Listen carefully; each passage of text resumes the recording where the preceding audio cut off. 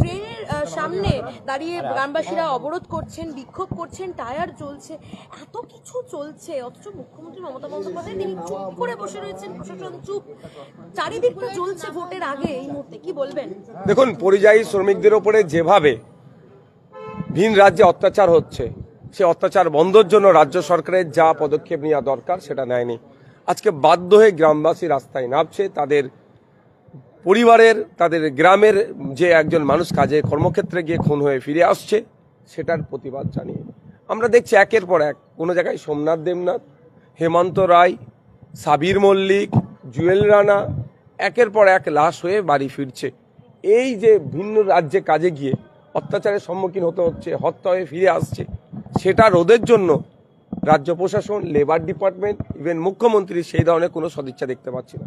আজকে যেটা হচ্ছে এর দায়ভার রাজ্য প্রশাসনের উপরে বর্তায়, রাজ্য সরকারের উপরে বর্তায়। চাকুলিয়ায় আমরা দেখেছি, ফারাক্কাতেও দেখলাম, এসআইআর নিয়ে দিকে দিকে রীতিমতো বিক্ষোভ চলছে এবং নাম করেই বলা হচ্ছে যে তৃণমূলের যারা কর্মী সমর্থক সেখানে দেখা যাচ্ছে রীতিমতো গুন্ডাগিরি চালাচ্ছে।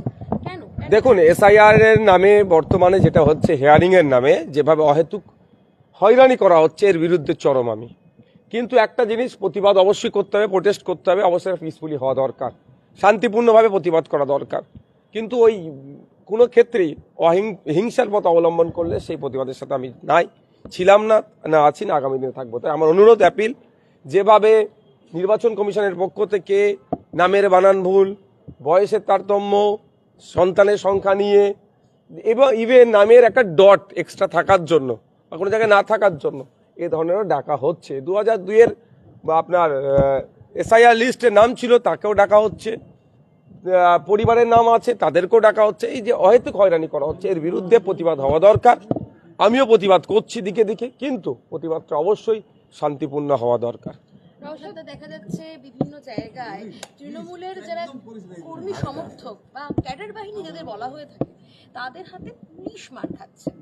এটা কি চলছে? প্রশাসনই এখন পুলিশ আজকে তার যে গ্রহণযোগ্যতা সে কত তলানিতে নিয়ে গেছে সেটা দেখুক।